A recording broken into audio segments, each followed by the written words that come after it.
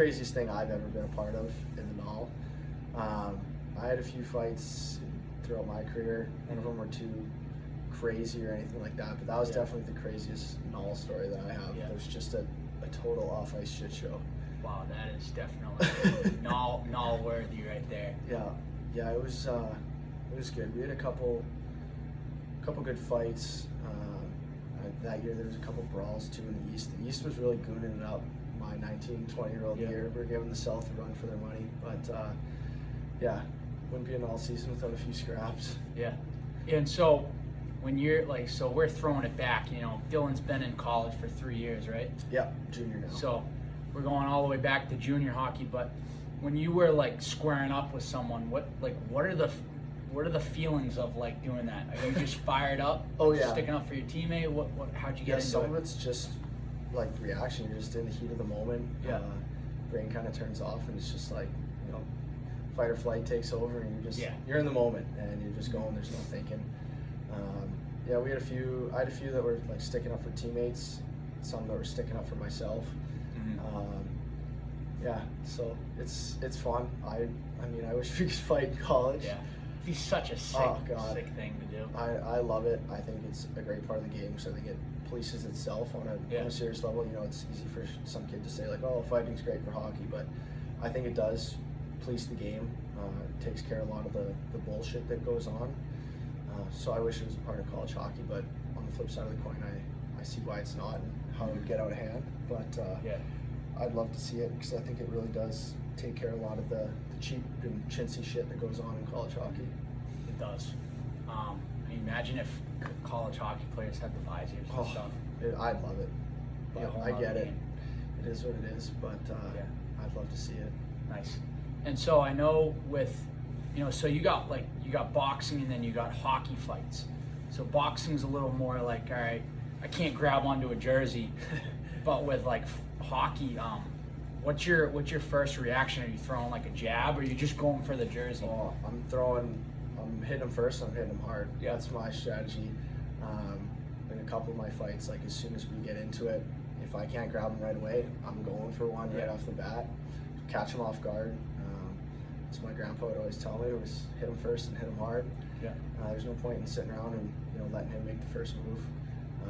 As soon as I can get on to the jersey or the shoulder pad, which would be ideal, and get squared away and go at it. Yeah. So you obviously got your right hand, which is the good hand. Yeah. But what about the left? Did you ever have to throw with the left? Yeah, I had one fight in juniors actually in Maine when we were playing the Nordiques. I kind of just missed with the right and it ended up behind him, so I kind of just grabbed the top of his shoulder pad and I just switched and started feeding him uppercuts with my left, and then got the job done. But like I said, you're kind of in the moment and it's just you're not really thinking about it. It's just whatever happens. Yep. So and so what was your role on the gens? Really changed throughout the years. So when I first came in, I just turned 18 and I was a bottom six guy, reliable in the D zone, win faceoffs. That had always been a staple part of my game, was being good in the dot. So when I really came in, it was just a shutdown guy, kill penalties, that sort of thing. And it really transformed from year 2 to year 3 where I was expected to be the guy. I was the captain my second and third year. So I really took on a different role within the locker room and within the team on the ice. I expected to produce and kind of be able to do it all. Just go from there. So I'd say my role really changed throughout my 3 years with the gens, and I grew as a player substantially. Sweet, man.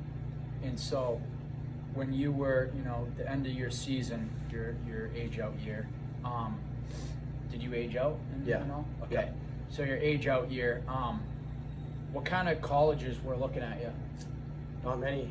So I committed to LIU, it was December of my 20-year-old years, just before the break. But at the start of the year, I was talking to Brown and Dartmouth, some of the Ivies. That was always a goal of mine. I took school seriously and I wanted to go Ivy League if I could, and had the opportunity. And so talks kind of transpired with Brown more so than Dartmouth. Those are kind of my 2 big options. I talked with Colgate as well, but those are kind of the big ones. And then it really went silent. That was the year that COVID hit. kind of ending my 19-year-old season and into 2020, and they didn't allow any scouts in the building, so it was tough. And it was that time when they announced that kids could come back for the 5th year. So recruiting really took a hit. They weren't really looking to fill spots with as many freshmen, simply because they had guys coming back for a 5th year now, which was totally new. But yeah, so I kind of talked with them, and then LIU came into the picture end of October, start of November, and ended up committing at the start of December. Sick, dude. And what were the feelings when you like just committed, like you're going Division I? How did you feel? Probably the biggest thing was relief. I mean, obviously I was super excited because Division I had been my goal for my whole career. Yeah. But I think relief was definitely a big thing. I felt, you move away from home, go to prep school, you ended up playing 4 years of junior hockey total, and kind of that whole time you're chasing this goal year after year. And instead of that, that thought starts to creep in your mind, like, is this really going to happen? Am I going to end up going D3? Like, what's going to happen? So I definitely felt relieved when I finally got that Division I offer and was able to make it official. And yeah. I think it took a lot of pressure off for the remainder of the season. Yeah. That's awesome, dude. I mean, it's awesome that you got to, go Division I, so you got that for the rest of your life. And you're a small percentage of the population that could ever go D1, So that's awesome. And so you were in Will Mesa country up there. Yeah. That's pretty cool. So I knew him from Paul Vincent hockey camp. And so let's talk about LIU a little bit. What kind of gear would you guys get there? So we were Bauer school, but we had pretty much free reign on whatever we want. We were able to customize skate sticks, all that sort of thing, and put in whatever we want. Guys want to use the Supreme line or the Vapor line, whatever you want. We were pretty lucky with that. We got to choose whatever we wanted to wear. Oh. And was it different from, like, the gear side of it? Was it different from going from the Null to D1? Yeah, for sure. I mean, in the Null, I was using the Null bricks. Yeah. The classic Null team sticks. So that's what I used my whole time in juniors. And I honestly didn't mind them. I guess it was fitting for my style of play.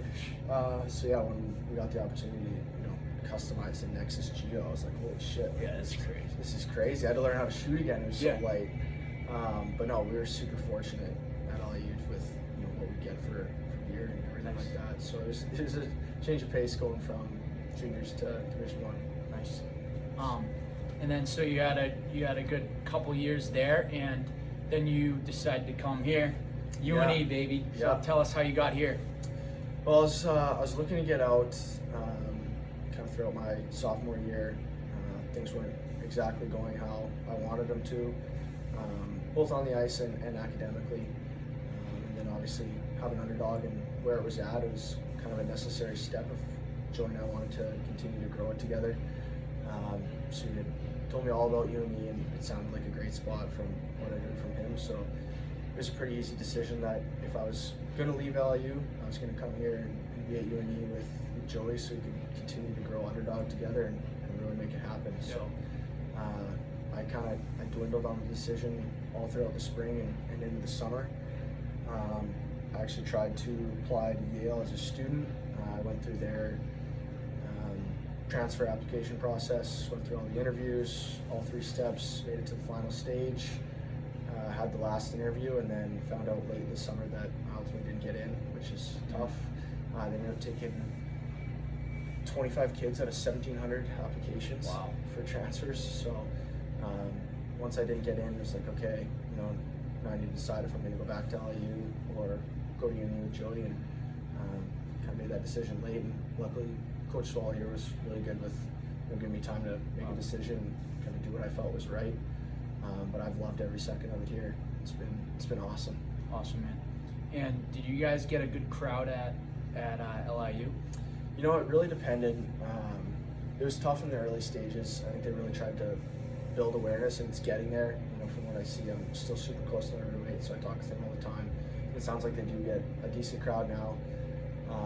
I know they hosted Penn State to start the year this year, and it was pretty much packed. But it's tough with the rink being 25 minutes off campus. College hockey is all about having your your classmates and fellow students there. So when it's 25 minutes off, it's tough. Yeah, it was good. Yeah.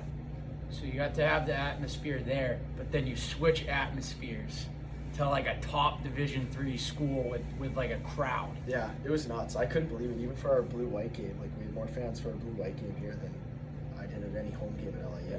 I mean, it was always so cool going on the road at LIU when we play at, Wisconsin or Marion, Ohio, Omaha. I mean, I'd go on and played at some of the coolest spots out there.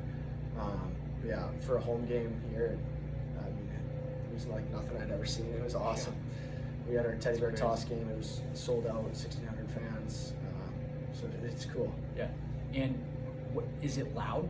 Oh yeah, it's packed. And when we score too, like the kids go nuts. They have like little dance that they do, and yeah, it's loud. Nice, dude. And how about warm-ups? Is it packed and warm? Yeah, I can't believe, like I say that every time we go out there, like I can't believe how many kids are here for warm-ups. It's 40 minutes ahead of game time. And, there's already people in the stands, students there. So yeah, it's awesome to be a part of it. Nice. And so here at Une, what kind of gear do you guys get? So we're a Bauer school as well. Ultimately, we don't have the choice of customization that we had at LIU, which obviously I get. But yeah, we're full Bauer school, Bauer helmets, gloves, pants, everything like that.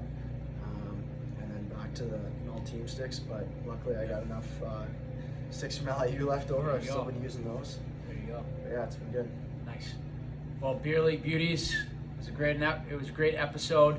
Thanks for having me here. It's been awesome talking with you. For sure. Thanks a lot, man.